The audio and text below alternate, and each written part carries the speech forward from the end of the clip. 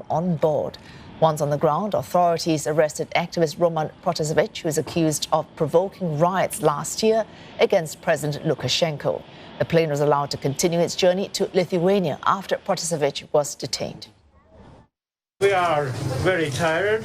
We were 8 hours there. We didn't get any information what happened, only what we could find on internet.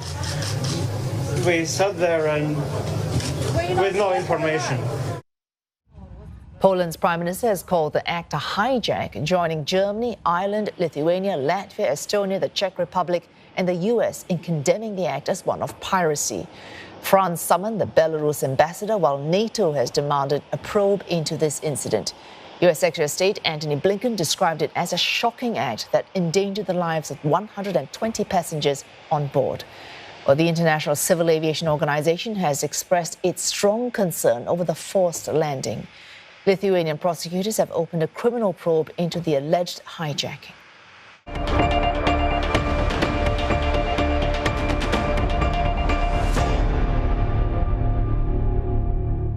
Escalating violence in Myanmar as military officials continue to take action against civilians opposing its regime.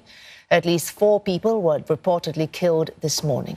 5 more were injured after security forces fired heavy weapons at a church and village in Loikaw town. That's the capital of Kaya State. Clashes between resistance fighters and security forces erupted along the same region just hours before. About 40 soldiers were reportedly killed. Civilian forces in several regions have allegedly taken up weapons from air guns to homemade bombs to counter the military since late March. Violence also broke out near the border with China. Members of the People's Defense Force, that's a coalition of local militia, overran a police station near the town of Mobie in southern Shan State.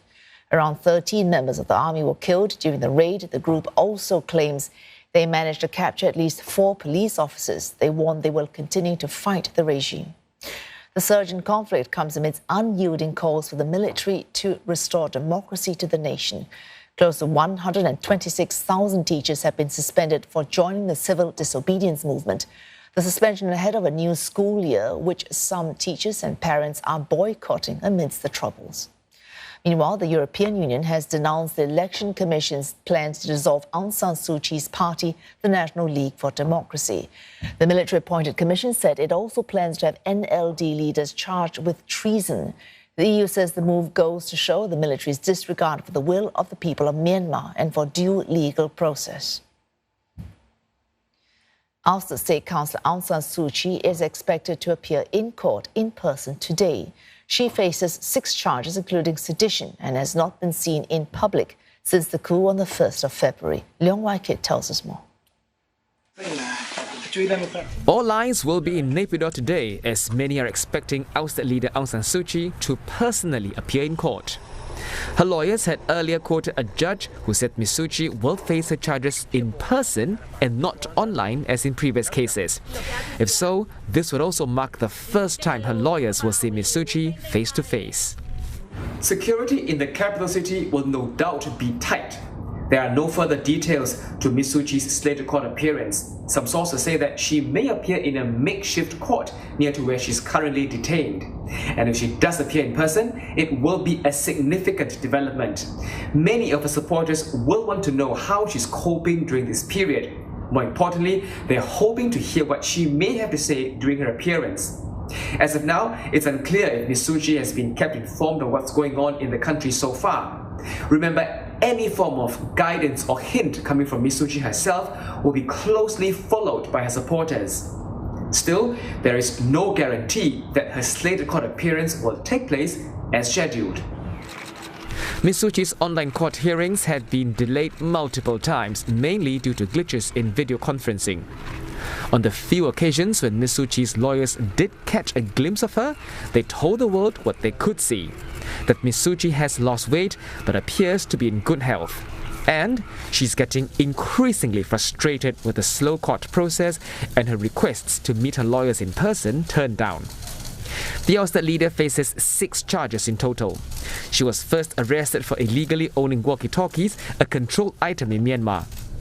She's also accused of breaking COVID-19 measures, causing people to revolt, and most recently, breaching a colonial-era official secrets law. The Myanmar army is also preparing to charge Ms. Suu Kyi with corruption. It's aired what it calls confession videos of a prominent businessman as well as former Yangon Chief Minister Phyo Min Teng. In those videos, they detail accounts of how they bribed Ms. Suu Kyi with cash and gold. Leung Wai Kit, CNA. And your Asia Business Update is coming up next with Christine Chan. Chinese regulators warn industrial metal companies they must maintain normal market order as copper prices continue to rally. And the US acts over an ongoing crisis in the north of Ethiopia. Details in just a minute.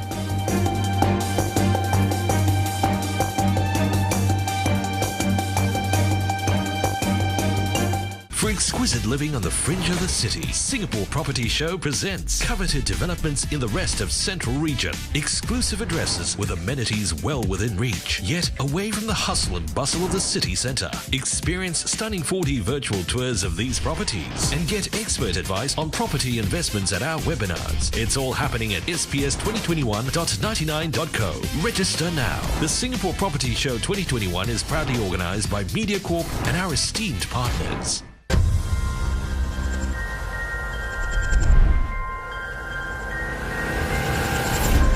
The internet, it's contributing to global carbon emissions.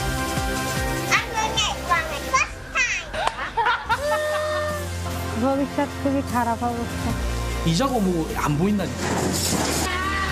This is like the iPhone of 1902. We collect information from the landscape. She's my wife, she is dying, please help. It's majestic. I finally made it to the realm of the gods.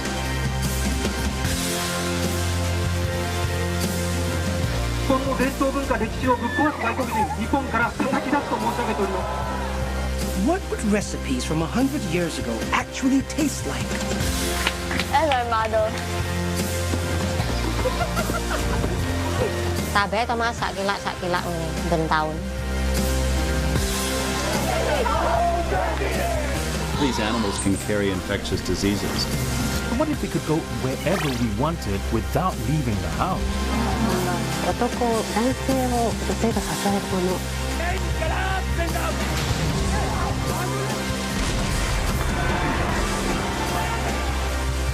They should never have really stayed on board.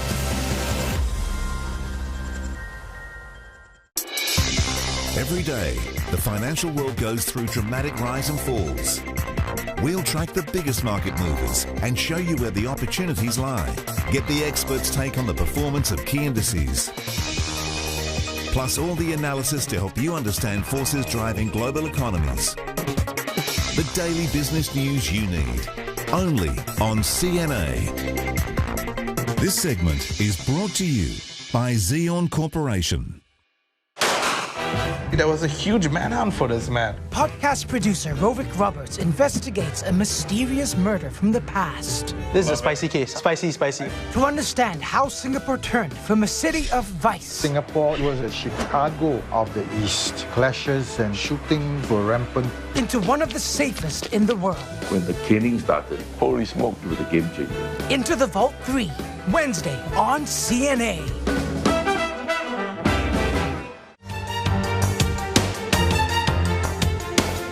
Well, now in their lunch break from trade, markets in mainland China managed to shrug off their initial caution from the start with concerns over regulatory action being taken on the key commodities sector and inflation impact from the United States. But for a time, it was the steel makers, the pharmaceuticals and the car makers that were being sold off in Shanghai and Shenzhen.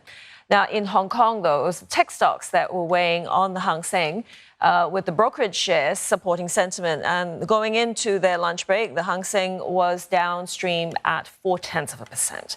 So volatility, though, in the cryptocurrency space, that was stunning all through the weekend. And at this point, we're possibly at another trough. We have Ethereum losing nearly 7% at one point. But Bitcoin, at the start of this session, it was nearly at 32,000 USD. And China's regulators, of course, they've laid a very strong hand on the sector, resulting in the crypto mining operators there suspending their operations and their services. Last Friday, the